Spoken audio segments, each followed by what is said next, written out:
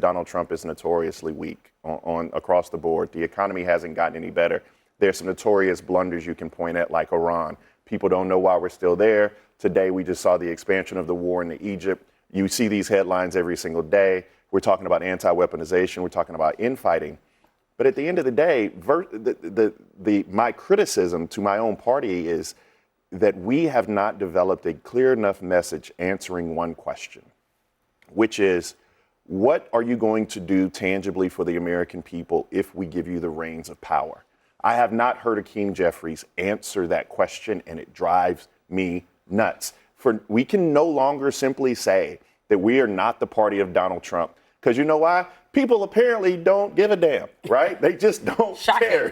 They want to make sure that they can afford their groceries and utility bills. For that very reason that that the candidates that are willing to sort of put things on the table that some of the establishment might think are outlandish or whatever are the ones getting the most attention, because at least they're saying, oh, we're going to do something. Is that do X, good? Y, and Z. Is that great?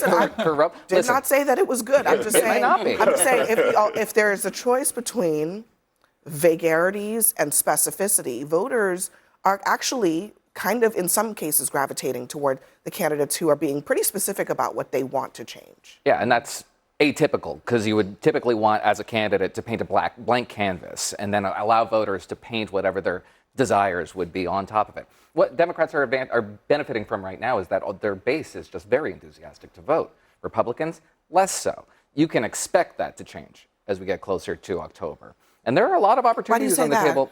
Oh, because Republican voters will engage with the election. All voters will engage. Yeah, it always tightens up as you get closer into the fall. It's unwise to judge the election based on summer polling when people aren't necessarily tuned into the races. They will. And it will be a good year for Democrats. Democrats are going to be more enthusiastic than Republican voters are. They don't have as much to vote on. However, a competent political operation can channel that economic message. You're absolutely right. That's what they want to talk about. And say, listen to what these Democratic candidates are proposing, and what that's going to do to your wallet. Well, and the ones who are actually doing that, I mean, looking at the CNN poll, only 34% say Democrats are the party that cares about the people like you. When you look at the favorability, 30% favorable for Democrats. We have the graphics, so let me put it up, because it's also it's important to put up the full thing, because 34% say the Democrats are the party that cares about you. That's compared to 25% that say the same about Republicans. So they have an almost 10-point advantage. There's party fighting corruption. They're almost evenly matched there. Party that gets things done. This is the issue that I think we're talking about here. Republicans have an 8-point advantage. The party of extremism, Republicans by 10 points. That's actually well. Here's the thing. In the Democratic Socialists of America environment, that's kind of surprising that Americans are not even. It's not even. That's like the least close one. Also, where they just say Republicans the are caveat. The caveat I have to give about CNN polls or Emerson polls or whomever is polling is that at the end of the day, it's about candidates. And one of the things that midterm elections have shown is that Republicans usually choose some candidates that have warts beyond belief, right? I mean, we go back to Roy Moore's of the world. We go back to Todd Akins of the world, right? Or what's the woman who was not a witch? Yeah, Catherine O'Donnell, right? O'Donnell, yeah. But I mean, and on the flip side, this year that was a time. that was a time. But this year, you have people like Jon Ossoff. You have in North Carolina the former governor of North Carolina, Roy Cooper. You actually have Josh Turek in Iowa. You have Sherrod Brown, who are not out of touch with mainstream, who are talking about the issues that you're talking about. So when it drills down to candidates, I do think that we've done a good job across the board, even in some House races, of getting very good candidates, irrespective of what the national mood may play. But what is the model that you just described, the Todd Akin model, the nationalize the race model? It is to make that guy emblematic of the party and compel all these other nominees who have nothing to do with them to get on the record about that guy. That is what a competent political operation could do with Darya-Eliza Chevalier, with El Said in Michigan, half a dozen in Milas Kiros, who said that we deserve 9/11 in Colorado, half a dozen others I can think of. And that is available to them also. Joe Biden's popularity at this point in 2022 was pretty much where Donald Trump's is, and yet Republicans didn't really benefit from a wave election because their candidate selection. Well, also because history tells us Democrats of win. the Dobbs decision. But the question is by how much, and that's really when it plays the biggest role is who's actually getting elected on the Democratic Evan, side. American people are really trying to tell the president in overwhelming numbers, that they think that he is focused on all the wrong things. When is he going to listen? Is he going to listen? I mean, you mentioned the Quinnipiac poll. It's also not great for Democrats. I think the polling overall has been saying pretty much the same thing across the board, not just for the president, that people are generally unhappy. I mean, the Democratic Party is polling at 17% amongst independents with that Quinnipiac, and amongst men, it's at 20%. So I do think that people are complaining. Democrats have a 48 to 41% advantage on control over the House. That's yeah, but we're going into the House where we expect that the Democrats are going to win. I'm just saying, in that poll, even in spite of what you're saying, because I get it, right? Like, actually, Democrats are not happy with Democrats, which is probably driving this. The generic ballot favors Democrats right now. But on the president, the simple question, are you paying attention to the things we elected you to pay attention to? When do we get 75% of Americans practically saying anything in this country? They're saying he is not focused on the right things. How is that not a problem? No, I don't think it's not a problem. It obviously is a problem politically. I think what the president would tell you is that he's focusing on what he believes is best for this country in the long term, despite the fact that it's hurting him right now in the polls. Iran is a perfect example of that. I think everyone in this administration understands the importance of making sure that they don't have access to nuclear weapons and that we are able to completely eradicate the threat that they pose in that region. At the same time, he understands that it's hurting him and the party in the polls. There's no doubt about that. The one bright side, if you want to think of it in that way, is that when that does get figured out, one of the leading reasons behind the polling is where it is the economy and gas prices, and that will return back to normal within a reasonable amount of time. So it's not like something that's going to stay there forever because of a policy that he has gone down. The president, his party, and his policies on every single major issue they campaigned on are on political life support. Voters will have an opportunity to pull the plug in November.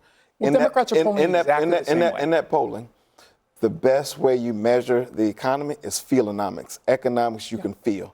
Voters do not trust the president when it comes to feelonomics. That means MAGAnomics has been a failure. That also means the largest cut to Medicaid in American history, largest cut to SNAP, the 25 million Americans who've seen their premiums, copays, and deductibles skyrocket, including 18.2 million Americans in red states.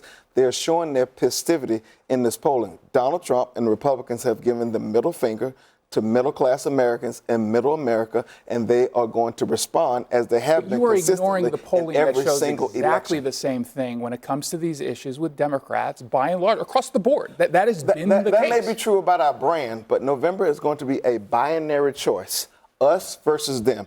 And remember, in elections, I learned this as a Democrat in the last election, it's easier to vote against something than it is to vote for something. Historically, people are going to based vote on history, against. Democrats are going to win. I also want to point I out agree. that, Jason, you suggested that all the I Not don't want to all. say all. Most of the president's problems stem from his decision to go into the Iran war, which you support, and the subsequent high gas prices and inflation that followed. But let's look a little deeper at the poll, because it goes even beyond that. On trade, he is underwater, 21%. Immigration, underwater, 17%. Foreign policy, generally, underwater, 28%.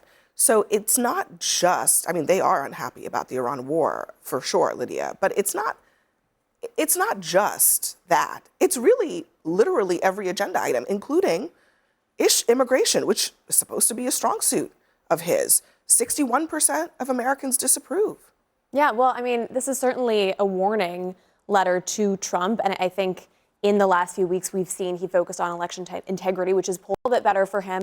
I think he's trying to sort of reposition himself on some of these issues, certainly pushing the Trump accounts, the messaging around that. That's been a huge focus for the White House. But look, I'm not going to be Pollyannish here and say everything's fabulous. I think obviously the midterms is going to be a moment where people have to make a decision. I also am aligned with Jason that I don't think this is some sort of love letter to Democrats. But it is striking to me that one criticism of President Trump has been that he's all about whatever is best for him politically. And I guess for better or for worse, Iran was something that he knew was not going to be popular. A lot of Republicans are sort of regretting that decision that he made, but he's obviously doing that because he sees it as the right thing for him to do. But he got into that war telling us it would be 4 or 5 weeks. We're now months into this war with 18 dead American soldiers. He has no polling plan. reflects that, yeah. This isn't about polling. This is about what's really happening. He has no plan to get out. Obviously, no one wants Iran to have a nuclear weapon, but we were told as Americans twice that we had obliterated their arsenal for a nuclear weapon. Then we were told we obliterated their military to only a few weeks later have soldiers killed by missiles they fired. Americans are, it's not about a poll, it's about the fact that we're in a war led by a man who promised no forever wars, and he has no plan. So, Dave, to add to the mountain of problems, right? The president has also been very involved in a lot of personal vendettas. Mm-hmm. He's enriched himself greatly in the last 18 months. And 64% of Americans say that when it comes to pursuing his personal business interests while serving as president, Donald Trump has gone too far. There's kind of this sense, when I talk to Republicans on this show and elsewhere, that, oh, it's just all baked in the cake. They know he's a rich guy. But I don't know. I mean, those numbers seem to suggest that Americans don't like it. It leaves a bad taste in their mouth. Yeah, corruption's going to be a big issue in the midterms. And you can attach it to affordability, which he mocks. Mm-hmm. And then at the same time, he is putting his name on the Kennedy Center and the airport. I flew up today from DJT International Airport, formerly known as Palm Beach International Airport. Don't make me sick to my stomach. It's a controversial thing amongst a lot of people. And so while he's doing that and then making money through business ventures like crypto, people are wondering how they can pay for their gas and their groceries. And so this is a problem because remember, the issues he got elected on were affordability, it was inflation, and it was immigration. And I think of all the numbers you showed, that immigration number should really freak out Republicans. If they're losing on that, then there is no place to go. Well, let's also get a better understanding of what it even means when we're talking about immigration in this context. Because I think if you were to poll specifically about the fact that we actually have a closed border now and people aren't coming across illegally, across the board, Democrat or Republican would say that's not a good thing. That's not what Americans see. Americans see the $70 billion slush fund Republicans gave to ICE, and they see people being murdered. There's not a single American who was polled there that was pointing directly to that. I guarantee you. They're talking about. Think about the conversations. Think about the conversations we have when it comes to immigration right now in this moment. It's people, it's ICE killing people in cold blood in the streets Covering on their camera. faces. Yeah, it's little kids being arrested. It's That people did showing. happen. No, it did didn't. happen. You're talking, no, you're interpreting certain instances in which people have been killed. There's no doubt. But this idea that they're being murdered in cold blood. Renee Good and Alex who Preddy. almost ran over an ICE agent, Alex which we Preddy. all saw on What do you video. call That the is two not true. Minnesota incidents? If you want to point to certain, I'm not suffering from anything. No, I think you might be I'm suffering looking with at a the serious actual case of details. diabetes if you do not think that Americans do not see people being killed in cold blood by ICE. That's why Being American killed in people. cold blood, I think, is rejected by the American people. I think Well, that's not overall, what the people polling look at says. some The of the polling says cases. something different. So, look, there's no question that people are still feeling pain from elevated gas prices. War and conflict are, by definition, inflationary. There's no question about that. We have Kevin Warsh as the new Fed chair with the first rate announcement under his administration coming tomorrow, expecting, by the way, that the Fed will hold pat, not raise rates, not lower rates. And there is, unfortunately, Abby, there's a little bit of a lag between corporations doing well, which is important for the economy and the GDP, and consumers, people to feel the benefits of that. It doesn't happen overnight. We need a little bit better messaging in that regard because the president is 100% correct. The economy is doing very, very well. GDP is doing well. Inflation is getting in check. It's going in the right direction. Or is it a reality problem? I think it's a messaging problem because there, as I said, there is a lag, and I don't want to get into a have and haves not Wall Street, Main Street thing. But some people would argue that it has been completely decoupled. That we are in an economy in which corporations have been doing really, really well for a long time, and regular people are not. 100%. And your whole point about better messaging is exactly why the Republican Party is cooked. Because it's direct actions of this president that has made things more expensive. Getting rid of ACA subsidies directly led to a 26% increase in healthcare premiums. Getting rid of clean energy projects led to a 13% increase in energy bills. You're seeing this all across. Why would you go put tariffs on a country like Canada that we had free trade with? That resulted in farmers having to pay 13% more on their inputs, which led to more farm bankruptcies in the first quarter of last year than all of the previous year combined. The reality is there are direct actions of this president that's increased prices for the people of this country. So go and brag about Wall Street doesn't take the fact that the people of America are the ones that are suffering under the policies of this president. When you go to the lowest common denominator and do a Wall Street, Main Street narrative and haves and have-nots narrative, But these are direct policies. I cited direct policies. I'm sorry. Well, ACA but subsidies, on the tariff issue, all those things raise let me play prices. what the president said when he was asked about tariffs this morning. Are you worried that the tariffs that you put forward over the last couple of days will hurt the economy as they adjust in bringing manufacturing home? No, because it's bringing hundreds of billions of dollars. It made the country rich, and I stopped 8 wars. I would say 5 of them because of tariffs. These tariffs, it's the greatest thing, and only the really smart people or the people that are non-political and that get it talk about it. He doesn't have common sense. I mean, I don't know. If you're a conservative, you understand the mechanism by which tariffs work. The consumers will pay, and they have paid. Prices do go up.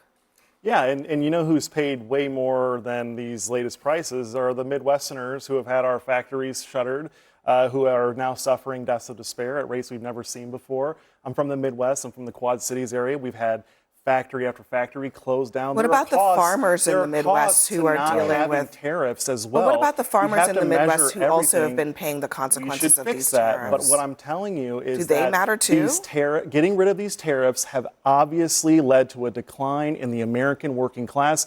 During COVID, we had toilet paper shortages because we don't make things anymore. I hope you understand that private sector spending to build new manufacturing facilities is down ever since Donald Trump has been in office. So your own argument is just simply not accurate. I would love to see those facts and figures, but what I want to tell you, Isaiah, industrial America is suffering as well.